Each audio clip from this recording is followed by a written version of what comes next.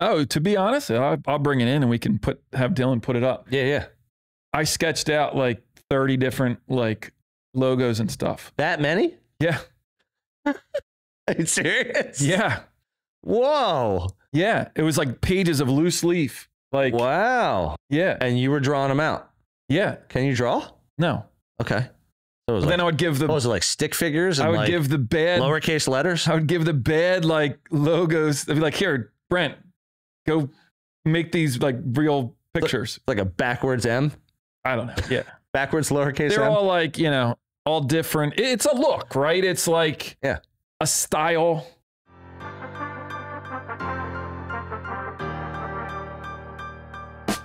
Welcome to the podcast dedicated to real estate, insurance, and building your business. Join us as we take you along our own business building journeys with additional wisdom from our network of local and national experts. Welcome to Bricks and Risk. Hey everyone, welcome to another episode of Bricks and Risk. I'm Timothy M. Garrity. Sean P. Mooney reporting in for duty, sir. Let's get it going. What are we talking about today, Sean? I don't know. Dylan, do you know what we're talking about? Very rarely. Brand. Okay. Talk about brand. Like starting a brand, creating a brand. What your brand is, why you need pivoting a brand. Brands. When brands hire you to sport their outfits. When Obey pays you $500,000 a year to model their clothing. The announcement will be coming out where I'm stepping down from insurance very shortly. You're like, all I need to do now is wear these hats and do this. It's like owning an investment property. Exactly. You just kick up your feet and grab a coconut. Hey, what's wrong with that? All right. So let's talk about brand, because you and I have both done it. I've had to do it quite a few times now, which we'll get into. But starting a brand it's interesting. There's lots of different reasons why you would start a brand. I'm going to relate the first one to real estate. So in real estate, you can be a solo agent and have a personal brand, like I did when I started. You can be a team and have a team brand that represents your group, what you stand for and what you do. And you can be a brokerage. You can be a massive brokerage like the big franchise guys and girls, or you can be an independent brokerage just like Copper Hill was, and that was a brand. So brands in general they're interesting because when you're doing it, it's I would say it's kind of more of an emotional experience, because this is a reflection of you. Yep. Like solo agent or a company, it doesn't matter. Doesn't matter. It's a reflection of you. Like when you were starting Mooney Insurance Brokers and you were coming up with that brand through Brent Bush Design. What's up, man? Brent. What's his handle? At Brent Bush I think Design? It's at Brent Bush Design. Yeah. Can you say that 3 times fast? At Brent Bush Design, at Brent Bush Design, at Brent Bush Design. How about that? That's pretty good. Yeah. What was the question? Question was, when you were starting Mooney Insurance Brokers With Brent. What was that experience like? Like how did you get started? So I guess I had something in my mind that to be honest, I'll bring it in and we can have Dylan put it up. Yeah, yeah. I sketched out like 30 different like logos and stuff. That many? Yeah. Are you serious? Yeah. Whoa. Yeah. It was like pages of loose leaf. Like, wow. Yeah. And you were drawing them out? Yeah. Can you draw? No. Okay. So then I would give what was it, like stick figures? And I would give the bad lowercase letters? I would give the bad like logos. I'd be like, here, Brent, go make these like real pictures. Like a backwards M? I don't know. Yeah. Backwards lowercase They're M? all like, you know, all different. It's a look, right? It's like a style, right, to it. Yeah. So it was like, do this and then tweak it. Like I did a whole thing of like, and then narrowing it down to like, and working with Brent, like, oh, how about this? Or how would this look like with this? And the words below or the words around, like it was a process. Wow. So you really put in a lot of thought as to how you wanted your brand Pretty much, it's pretty much how do you want your brand to be received? Yeah. Because when you're creating it, as much as you like it or it's a reflection of you, the purpose of a brand is who's receiving it and identifying with it. That's any brand. That's a service, a product, clothing. It's anything. Yeah. It's really how people receive it. So you did all those sketches. Then how many treatments did Brent have to do? Revisions? I don't know. We got it nailed down to like, all right, this is the one we want to use. So you were doing your logo for about 3 years before you started the company? Yeah, this was like back in the 80s. Like just revision after revision to revision. The first one was very, very punk rock. Yeah. I would put my headphones on, listen to Minor Threat, and draw. That's how it started. That's how Mooney Insurance was born. I love it. So revision, him and I, once we got landed on the thing, it was like, all right, what color, what like final like look application of like, the name and then the words. So probably he'd probably know better than me, but probably another like 6 to 10, like wow, yeah, redos. Yep. Once we had it little down, tweaks, little font, color, look. And then like you land on it and you're like, yep, that's it. Yeah. It's a lot. Yeah.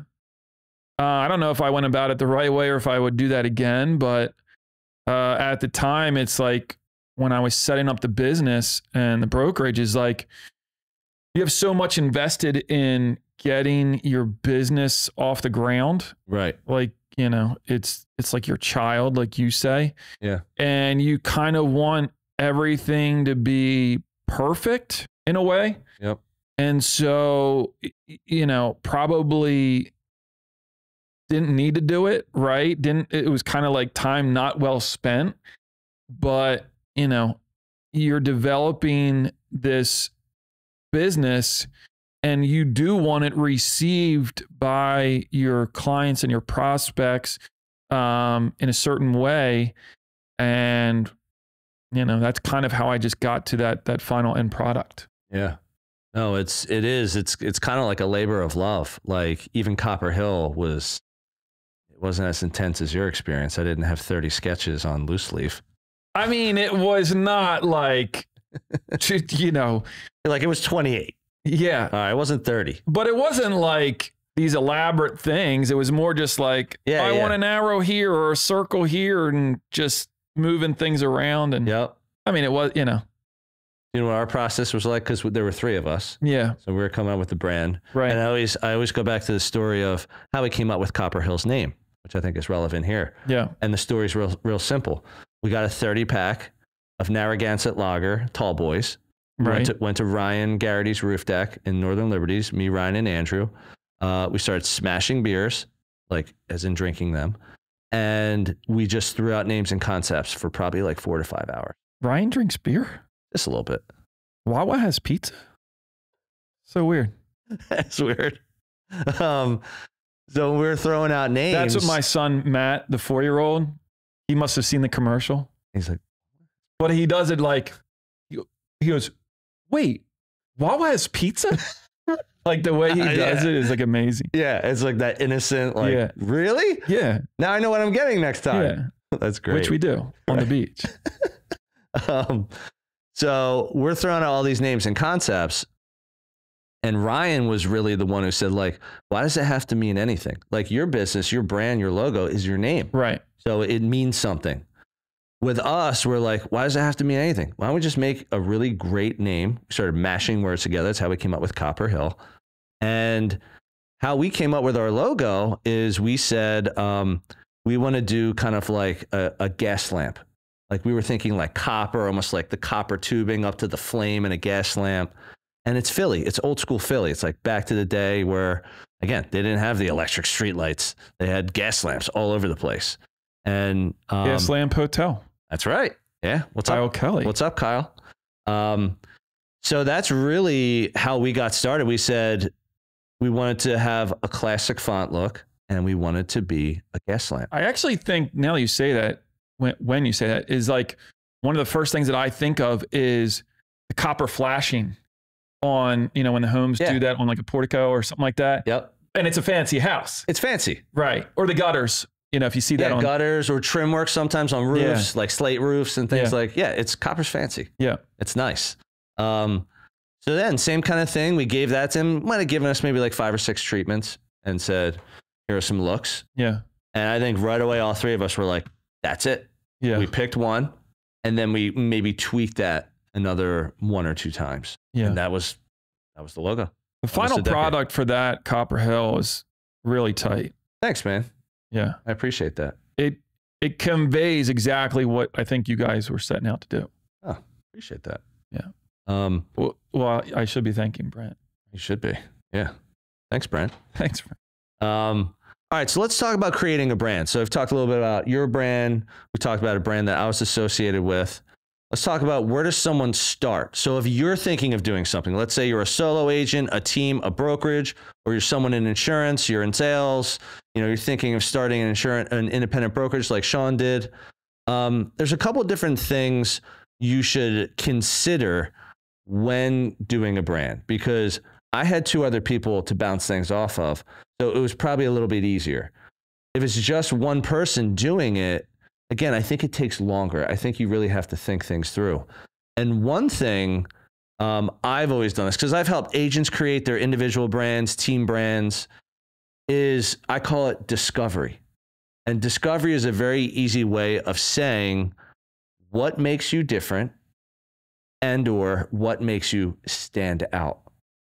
And I think for Copper Hill, like, being that we were in Philadelphia, we wanted to have kind of like an homage to Philly, which was the gas lamp. And when people would ask and say, what is that? And I would tell them, they're like, that's cool. It's different. Not a lot of brands looked like that in real estate. When you started yours, again, you have competition. You got obviously the big box insurance, but you also have the mom and pop shops in and around Philly. What were those brands? Like, what did they kind of look like? I mean, when you talk about it and the industry, like, the insurance people are not marketing people. Yeah. They're not. It's a commodity. So it's like, okay, it's called Johnson Insurance. Right. Just write Johnson Insurance and we'll start writing people up. And if I had to do it now, the funny thing is I would never do my name. Really? Yeah. What's the experience been with using your name? It's been fine. It's been totally fine. But I think in doing it now, I would prefer it to be a brand that stand on its own. Okay, like a Copper Hill. Correct. Like if I were to create a brand, I would create a brand, not have me as the brand.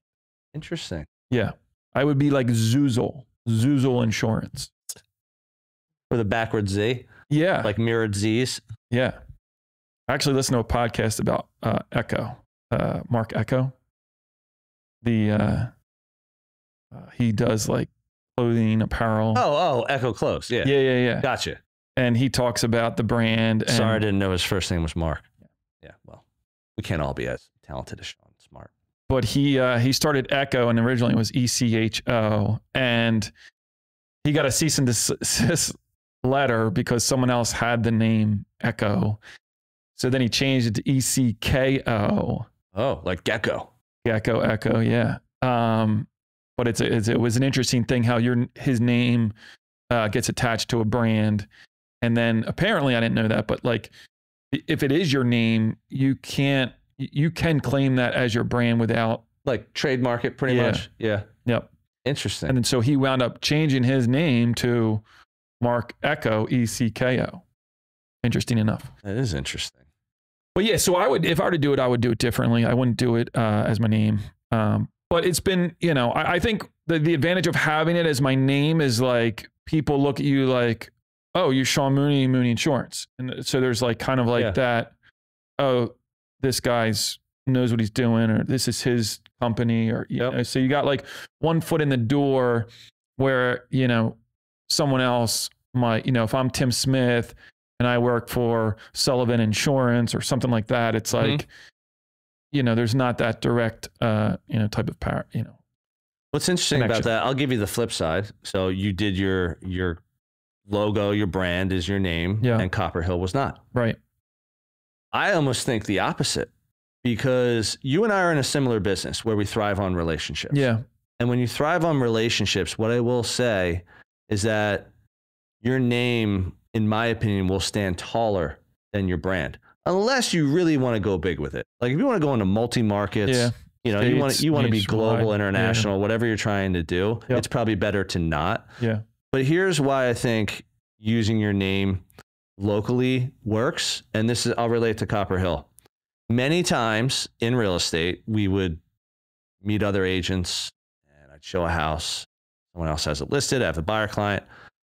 And the old school suburban agents, not to pinpoint people, the old school suburban agents I found, unfortunately, to be the most like talking down to me when I was new in real estate, because they've been doing it for 20, 30, 40 years. And I would say, hey, this is Tim Garrity from Copper Hill. They're like, who's Copper Hill? I'm like, that's a brokerage that I started and I owned. And they're like, oh, hi, Tim. So they knew I was professional. So your tone was like, yeah, who the heck are you? Or who's this company? Oh, I'm sorry. Oh, Tim. Okay. And then as we grew with agents, then the agents would go out and they meet people and say, I work for Copper Hill. And people are like, who's Copper Hill? I've never heard of them. Clients would say that, as well as other agents would say that. That would almost make them, I don't know if you'll say awkward, but it's like, now I have to explain. I would use that to your advantage. If they said that to me, I would actually be like, oh, you never heard of them? How long have you been doing real estate? Like almost like throw it on them. Like, oh my God, who are you? Yeah. Well, you've been living under a rock? Yeah. It's actually, I was talking to someone recently about like bad reviews online, and the business was getting real bad reviews. And he's like, but business is really good, you know, blah, blah, blah. But like, you know, we just get some people that like aren't happy. I said, you should actually use that as like a marketing campaign. Yeah. Because like I hate Steven Singer. Yeah. Yeah. Oh my God. Yeah. I didn't think of that, but yeah. That's a good same thing. Well, yeah. So that's like the flip side. Again, there's obviously no right or wrong way. Yeah. But it's funny when people say, what should I name it? Yeah. And then I also think with your own name, there's a liability thing that probably crosses your mind. You're like, hey, if something goes wrong, which again, something's happened that are no fault of your own. You're like, you want to kind of keep your name and your family out of it type of thing. Yeah. But the second thing I want to talk about with building a brand. So discovery is the first thing, figure out. So when you're talking about discovery, you're figuring out specifically, exactly what we talked about. Mooney Insurance Brokers or Copper Hill. Yeah. How do you want to name your business and why are you naming it that way? So again, there's going to be all sorts of different reasons why. Yeah. But then once you come up with the name, the next thing you got to do is you have to do your logo. Right. Because the logo is an important part of your brand. I mean, it could just be wording. It could be text. It could be your logo. It could be a swoosh. Exactly. It could be a symbol that stands on its own. Yeah. Like that bad boy right there that we talk about, why iPhones are superior to droids. Is that a peach? Sorry, everyone who owns a droid. Yeah. But the logo can be lots of different things. And when you're looking at your logo, that's going to be like images, different fonts, and different colors. And all those things mean something in some way, shape, or form. The colors of Mooney Insurance Brokers, again, colors of like Copper Hill, let's say, or even Philly Urban Living, or even Tim Garrity Team, which we're going to get into in a little bit, which is another brand I created, that all means something. So when you were doing your logo, was the green more just because you like green? Or was there something else that went through your head? There was nothing like scientific. I know there's people that like want to be like orange because, or red or something things. For me, it was just, I like that. It looks good. Just the overall look and feel. You're a Birds fan? Because I am a Birds fan. Or because you're Irish? Or because I'm Irish, yeah. It could be either or. Could be either one. But it just, you know, as I was going through the process, it's just kind of, I guess, just what I liked in its appearance in terms of, you know, which color, right? So you run it through as like a blue, a gray, you know, and again, in my head is like, you have an idea of something, right? And then you're just trying to move to get as close as you can to that. And making sure that it's, you know, a professional look. Because like I said, in my industry is like, there is no marketing. Like if you look up 100 local insurance agents, I would guarantee that 85 don't even have a logo. It's just the name. Yeah. The word. Bill Bob Insurance. You know what I mean? Yeah. They sound reputable. But like with me, it's like, this is, you know, my logo. I'm going to stand behind the logo. I'm going to deploy my It's a brand. It's an actual brand. I want it recognizable. Yes. And wording, most of the time, even though wording can be part of your brand, there usually is a reason why people create images in their logo. They want it to stand on its own. You know, it doesn't need to say Mooney Insurance Brokers after it for you to understand that's Mooney Insurance Brokers. Copper Hill, it didn't need to say Copper Hill Real Estate at the bottom because the way the gas lamp looked with the colors, it stood on its own. I'll never forget it. Someone was wearing a Mooney shirt. Yeah. They were over by like the movie theater in Flower Town in the shopping center. No, it was a client, I think. And I'll never forget, he was telling a story about how he's, you know where the movie theater is in Flower Town? The movie tavern? Yeah, and then like the dollar stores over here. Yeah. Someone was like, yeah, Mooney Insurance. Are you serious? And the person was like, yeah. Yo. And they like saw the M on the shirt. Awesome. Which is like a funny story. I'm like, oh, well, I guess, you know, they were recognizable. You're like, I am doing something right. Yeah, right. So I guess that's, you know, one of the stories where a logo, you know, can lead to being recognized. Totally. Yeah. Hey everyone, this is Tim, your favorite Bricks and Risk co-host. But don't tell Sean. I hope you're enjoying this episode, and I'll get right back to it in a moment. Our audience grows through word of mouth, so if you would please take a moment of your time and give us a review on the platform you're on, that would be fantastic. Please also help spread the BNR word by sharing your favorite episode with a friend. We greatly appreciate your time and trust. Now, back to the show. So here's the last one. So we talked about discovery, we talked about the logo itself, and I think the last one is in authenticity, is being authentic. So brands, in my mind, over time, will feel authentic for different reasons. Yeah. There's usually like a story to go with it, or it's just the history of the brand. It's been through this, through that. It's 100 years old. You like that it made it through the Great Depression or blah, blah, blah. Like there's lots of reasons why people, they identify with brands, and it's usually because it has some level of authenticity to them. So if you're creating your own brand, here are a few things to consider. One is like, who are you? Like, why are you doing this? Like, what's the purpose?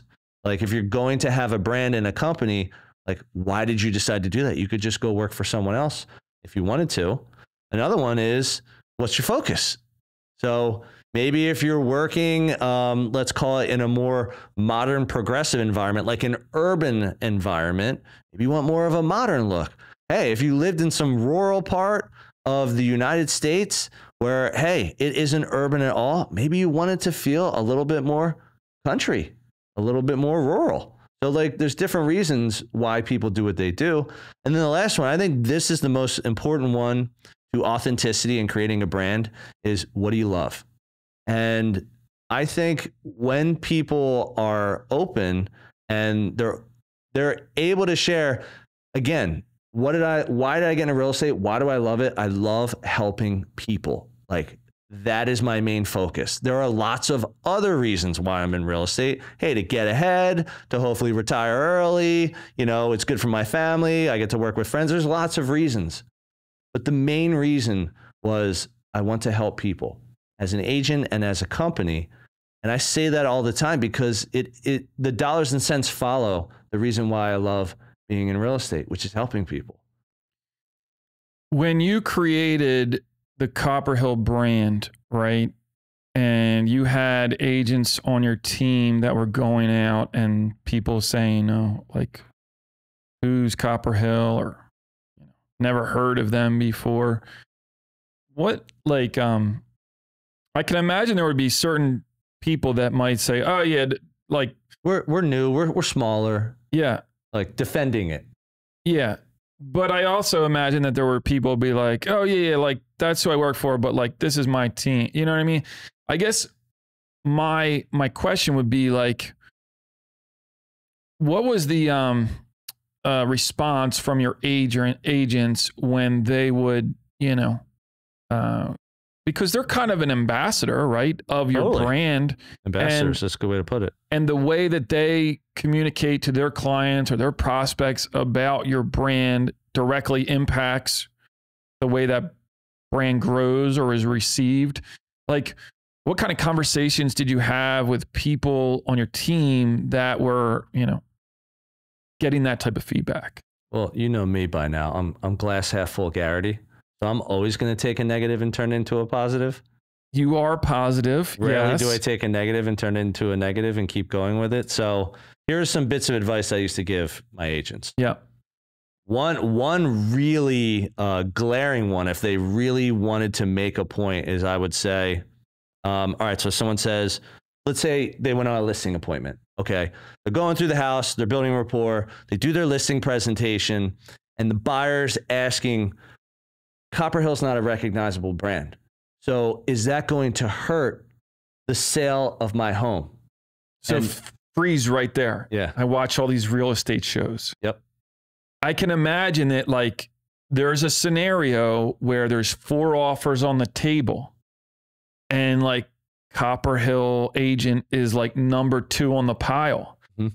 And like, I can imagine that there may have been a time where they would like gloss over that or not think that that person's like a real. Yeah. Like a well-known productive agent. Yeah. Because they don't work for a big name. Yeah. I mean, that's obviously glass half empty Mooney. But I can give you 11 examples of how I think it might be positive too. I'll give you 10 others the other way. So let me get back to it.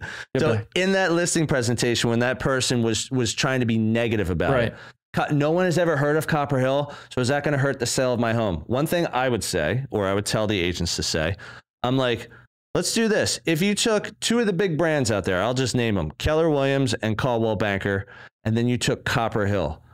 We're going to have a sign in front of your house to try and sell your home for people that are driving by, walking by, whatever, seeing the logo. Put all 3 of those signs on the ground. What sign looks the best? I'd be like, no, I like, as you had said before, I like the brand. I like your brand. Okay. If it's attracting people, that's better for your home. So don't worry about the numbers of people that work for those 2 other big competitors. Which one's going to catch the eye of the person driving by, walking by, looking online? They'll probably like our brand. The next point I would say is like, it's better to be independent than it is to be this monster company. Because if the agent has an issue, they got a direct line to me and I run the company. I'm the broker of record. And if it's someone locally, sometimes they drop my name and be like, oh, I've heard that name before. You know, I've lived here my whole life. So there was some credibility with that. Yeah. So it's almost like you're taking that negative and saying, it's actually better for you, home seller, to have a sharper brand, to have me having a direct line to my broker, because it's about customer service. Then even with those, I'd say, you want to throw a cherry on top of that? Here's how you throw the cherry on top. Here's how you close out that. Doesn't matter who I work for. You're working with me. I'm your agent. I'm associated with Copper Hill because they're my support system. They're my house, as I called it before. They're there to give me cover, give me support when I need it. This whole experience is going to be between you and me. So you want to work with me over Bill Bob or Susie Dusty Q. Jacobs. And because it really is about the agent. In real estate, it's about the agent because the agent does all the work. The agent's going to say what they think your home is worth. The agent's going to market it. The agent's going to show it. The agent's going to write the contract. The agent's going to advise you. The agent is experienced, not experienced. Like, those brands don't matter. If you get a brand new agent, this is their first deal, and they work for the biggest brokerage out there, that's not good because that's going to hurt you. That agent doesn't know what they're doing. Yeah. But I was watching Sharon, there was a video with Sharon. Sharon Srivatsa from Real. He's the president of Real. And he was going into, I guess it was a listing presentation or something. He's a stud, by the way. He's very good.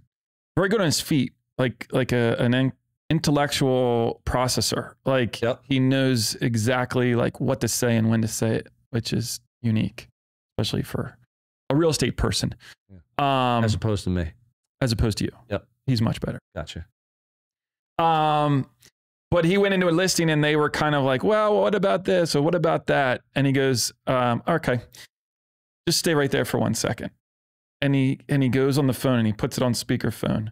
And he goes, hey, Jim, I know you've been looking for a home. I got this home that's sitting here and it's 4 bedrooms, 3,600 square feet in this neighborhood. Would you be interested in seeing it? And they'd be like, yeah, when can I get in there? Yeah, I'm in the market. When can I get in? So he already had someone who was like in the market, let's call it. Yeah. And so the people... I did see that. That was phenomenal. The people were like, excuse me? What? Talk about putting your money where your mouth is. And it was like, he was making the point like, does it matter? Like, you're working with me. I'm going to work to get the deal done. And it's like, I have connections. I have the means to get this house sold. I got a Rolodex in my phone. I'm going to work harder than anybody to get your house sold. And the people were just like, okay, like, we'll sign me up. We're good. It was a great visual way to kind of understand that, you know, he was being different. And in the end, it was like, you're working with Sharon. Right. Rather than, oh, well, I'm going to sign on with you because you're part of the Remax family. Like, all right, so let's go back. All right, so let's talk about some of the brands we've created. Yeah. So Mooney Insurance Brokers. Yeah. Again, talking about what we just talked about, you're an independent insurance agency. Yeah. So again, how has that been for you with creating your brand and knowing you have competitors like State Farm, Allstate, just those monster. Well, isn't that funny that you say that? Because nobody else that's an independent insurance agent has a brand. Right. So now you've already just said that I'm not competing with those guys. I'm competing with these national brands. Right. Isn't that interesting? It is interesting. So getting it started and putting a focus on our brand. I mean, to the degree that, like, you know what a favicon is? So a favicon is on your website. So if you pull up... Oh, the one that sits like up there? Yeah. Yeah. So if you pull up like Mooney Insurance, like, it's my logo. Yeah, like, it's got that's the little icon. And so I make it a point to kind of make sure that, like, it's got a vibe. You're seeing it over and over again. The kind of the logo leads to the brand. The little touches. But it's also important too, is like, you have to follow through. Like, your brand is like, sure, it's the appearance of what people see you on a visual level, but it's also more so, I would say, like, what's the impression that you leave, like, when that person is dealing with your company, right? And so it's kind of marrying the two. Is like when they call on the phone, right? Like, what is the response and how are they? And then the logo is just the connection to your brand and your business, right? Yep.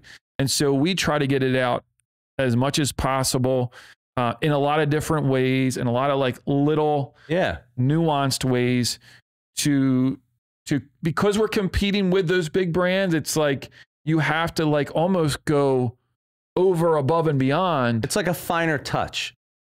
You need to have a little bit more, not to just rely on the big names, or even, like you said, like Johnson Insurance. Yeah. And there is no logo, there is no icon. Right. You know, it's like, you're trying to think, what are the little ways, anywhere I can put this brand where someone just might catch it for a second. Yeah. And every time they catch it and they like it, it's another credibility, like a feather in your cap. It takes me back to the original days. You'll get a hoot out of this.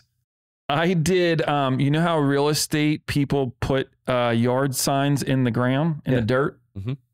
I did yard signs for my agency. Did you? Jim Fergus fabricated me yard signs. What's up, Jim? Jim Fergus, hello. Studio Signs. So early on, I was like, what's a way? Because in insurance, like... Did you get in trouble for that? No. Well, maybe once or twice. But... You're probably not supposed to do that. More. So, okay. So there were times where it was like guerrilla marketing, like put it on a tree or leave it on someone's car, or like, you know. Did you? Dude, I will do a separate episode. I want to hear about the guerrilla marketing of Mooney Insurance Brokers back in the day. Like freaking insurance guy leaving bumper sticker on my car. Like rolling around in like an Irish flag cape. with a mask on. Right. Like Doom. So I had him do signs, and what it said was, I probably still have some at my house. Oh, we got to bring one in. Yeah, it was like, because it's neighborhood. So I wanted, like, if I wrote Jim, I want his neighbor Doug to be like, oh, I saw that sign. And that's cool. No one's doing that. That's right. So if no one's doing it, it's going to be like the only thing you see. But not as no one doing it, everybody's doing it, because the plumber's doing it, the tree guy's doing it, the real estate guy's doing it. No one in insurance is doing it. Correct. So it's another way to get your brand and your logo out there in kind of a lane where people are doing it. So it is kind of like kosher, that like people. It's like if who comes down, the landscaper or the roofer or the window company for putting their sign out and just leave it there for like 2 weeks. Some of them just like stick it out and they're like, I hope they leave it there for months and they never talk to you again. They're like, it's just going to get thrown out. Yeah. So literally what I would do is so if I did the insurance for Bob Lindowski, right? Bob, a real person, or you just make that name up? This came right off. Oh, that's some creativity right there. Okay. Bobby Linds. So I'd be like, Bob, we just did your insurance. Like, thank you. It's been great. Hey, by the way, like, would you be opposed to me like putting one of these signs in your front yard for like a week? Yeah. Yeah, no. I don't care. Yeah. Would you pick it up after the fact, or you just let them throw it out? No, I'd pick it. I felt obligated to like, if it's a client of mine, So in like a week or two, I would just go grab it and just like reuse them or do whatever. But it was, I forget what it said. Maybe, I'll bring one in. We have to do, now we have to do an episode about the small business guerrilla marketing that you do, especially in the beginning. It's crazy. It's crazy. Any idea you have, you try. I'm like, this is going to work. You're just going to do it. I'm going to get deals. So it was like another satisfied customer, Mooney Insurance. I remember that. Yeah, I think I remember either like just seeing it. You probably drove past someone's house. You know what? I was probably in a neighborhood where every other house had one up because you were just dominating. If it was in Pennsylvania, it's probably a good chance. The entire state of Pennsylvania, it's like, about 40 to 50% of homes will have one. Yeah. We've hit scale pretty good in Pennsylvania. I love it. But there's been I've done some whacked out weird stuff where you're like, shocker. Yeah. But it's just to be different. Yeah. Right. And it's like to get being authentic. Yeah. It really is. It's authenticity. It's your work ethic. It's like you're just thinking outside the box. Yeah. Like you got this business that no one's ever heard of. Like you're brand new to the street. No one has ever heard of Mooney Insurance Brokers. Week one, no one knows. Yeah. Even your boys don't know yet. And people are like, wait, then you're like, how do I get this everywhere? Yeah. How do I do that? I think someone actually told me no. They're like, I can't do that. I can't. My wife will kill me or something. I said, listen, what do you think how are you going to feel when I write your neighbor's insurance and he has a sign up and you don't? And he's like, fine. I love it. I'll give you a week or two. Like it's, you know what I mean? It's like, dude, you're clawing, you're scratching, you're swinging. Like this is what it takes to build a brand. Like, all right, so we talked about that. I'll go over, dude, I've built many brands. So I've had my personal brand in real estate. I've had Philly Urban Living as a solo agent. I had the Northwest Philadelphia Network. Oh yeah. Networking group. I created that brand with Brent. I've created Copper Hill Real Estate. I helped create that brand. We should do an NWPN reunion show. Should. That's a good idea. That is a good idea. Like a Mooney, what do they call it? We came up with two ideas just in this episode. What do we call them? Mooneyisms? Moonius. Moonius. It's the Mooney genius. Yeah. I've created Stone Abstract, a title company. We had that. And then now, Tim Garrity Team. That's the latest brand I had to create. And if going through all that, the personal brand had nothing to do with me. The brokerage, again, I'm a partner, but it's not my name. One of the main reasons I called my team the Tim Garrity Team is because that's actually the legal way to do it. So in the state of I heard Pennsylvania, something like that. yeah, in the state of Pennsylvania, if you have a team, it's really the only legal way is your name and team. All these people have all these different names, and it's okay because real estate is self-policed. If no one's going to give you a hard time, then nothing's ever going to happen. You treat people right, you do business well. It's just like, hey, that's my brand. But technically, in the eyes of the state, this is the only way it's supposed to read. But it just so happened. That's so weird. Isn't that funny? It's like 99% of teams are not like that. So getting back on topic, like going through all that. So again, I was in the mortgage business for like almost a decade, real estate for 15 years. It's like, I'm from this area. I grew up in the burbs. I lived in the city for half my life. I'm back in the burbs. Like, my name is really what helped build my career, not only in corporate America, but also in real estate. Yeah. And when I went back to it and I looked at naming the team, and the right way to do it was to use my name, it actually was like, it was kind of like a full circle moment for me. Cause I'm like, you know what? There were even times at Copper Hill where like an agent would go out, hey, and meet another agent with Copper Hill. Never heard of them. Like that example, someone trying to make you feel bad about where you work, which is an awful thing, but it happens. That's like when we say, hey, we got this podcast, and they say, oh, I never heard of it. And then you're like, really? Yeah. Really? Or are you really listening? Exactly. Same thing. Those are the people that say they haven't heard of it. Yeah. And those agents would say, well, do you know Tim Garrity? Like, oh, I know Tim. They're like, I work for Tim. Yeah. And that happened many, many, many times over the years, because I kind of led the agent team. That was my spot in the brokerage. I was the COO. I was operations, and that was the operation. Like people running around representing our company. And when the partnership split at Copper Hill, and Ryan and I moved on, and even I have a brother, Ryan. He's in real estate. Like we were thinking about calling it like the Garrity team or the Garrity group. That's technically not the way you're supposed to do it. Yeah. Even Ryan was like, no, I'm okay with you calling it the Tim Garrity team. He's like, because you like eat, sleep, and breathe residential real estate. Yeah. So let's use your name and let's go with that. And literally within like a day, I went to Brent. This is the name. Here are 3 fonts I like. Here are the colors I want. And I remember Maria and I were traveling to a wedding in Los Angeles, and we had a layover in Nashville for like 5-6 hours. So I'm like drinking wine in like the Nashville airport, like some fancy dude. And I'm like doing my brand stuff. You were being fancy in Nashville? I was being real fancy. I had one finger out. I was going like this. You were drinking Chardonnay, weren't you? No, I drink red. I don't drink white. So I'm drinking my wine and I'm talking to Brent over email, and he like throws out a couple of logos. I'm like, that's it, done. He's like, okay. And it's like, the reason I tell that story is like, I have done this many times over. I've had to have different brands in my business career for different reasons. And it's all led back to this, which is great. So it's like, there is no right or wrong way. You can name it after yourself. You can name it something that has no meaning.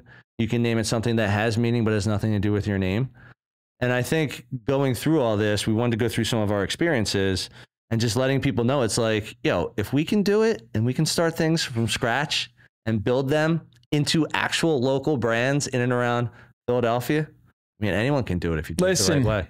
Listeners, if I did it, if I started a business and brought a brand or did a brand and did some guerrilla marketing, you too can do it. True story. It is. I love it. What about the Bricks and Risks brand? We didn't even talk about Bricks and Risks. What the hell are we doing? 2 minutes. How much time you got? You're on the clock. Gotta get home to the 3 kiddos? How did we come up with a name? Hurry up, go. All right. Bricks and Risks. We came up with it because my name was stupid. You came up with Bricks and Risks. I loved it. You didn't even want to go with it because you couldn't decide. And on the spot, we're like, that's the name, moving on. How did we get it in? Did we get it right? We did. What was your name? It was Brokers Building Businesses. No, it wasn't. Triple B. Was it? I thought it was something like longer than that. No, I think it was Brokers Building Businesses, which isn't. I was like, that's not going to work. You're like, no effing way. And I said, what about Bricks and Risks? Like off the tip of my tongue. And then if you remember, we're going through the colors for Bricks and Risk. Yeah. And again, Brent Bush Design. We're like, we gotta go with the birds. Kelly Green, not the new age forest green that's been around for like 20. Midnight green? Midnight so green, whatever the bad. hell they call it, 20, 25 years or so. Yeah. We're like, we want to go old school Kelly green. Well, it's funny. For the boys. No coincidence. We went green, and then the Eagles that season last year were like, hey, let's bring these back. They're like Bricks and Risk is onto something. Let's bring it back. Why not? Yeah. Sean and Tim are highly credible human beings. Why wouldn't we do that? And here we are. Here we are. All right, you want to close this out? Yeah, so lots of good feedback on... Close this out partially. I'll stop. Lots of good feedback coming back on the DMs, on Instagram, at Bricks and Risk. YouTube, we're seeing some comments. LinkedIn has been awesome. LinkedIn has been amazing. I didn't think we were going to get much traction on LinkedIn. We have like over 300 people on our group page. But like constantly people are DMing. Is that what, I don't even know what you call it on. Is it DMing? It's LinkedIn? DMing. Okay. It's DMing on any social. Reaching out like, hey, how about this show? Tell me about your show, or, can I grab 10 minutes of your time? I'd like to hear more about this, or collaboration or whatever. So it's been really awesome on LinkedIn. But if you want to reach out to us, you can email the show. It's bricksandrisk@gmail.com. And if you're a listener, be sure to subscribe and leave a review on Apple, Spotify, or any other channel of your choosing. And then Apple, if you leave a review, you can actually write in some words. We'll read it on the show. Oh, yeah. We're going to bring them into the show. Yeah. So if you go on right now in the next 5 minutes and leave a review, we'll get you on the show. Awesome. Well, that's all we have for this one, folks. So thank you for tuning in again to another episode of Bricks and Risk. See you soon. Thank you for joining us on another episode of Bricks and Risk. Our goal is that you walk away with 1 or 2 valuable nuggets, and we greatly appreciate you sharing your time with us today.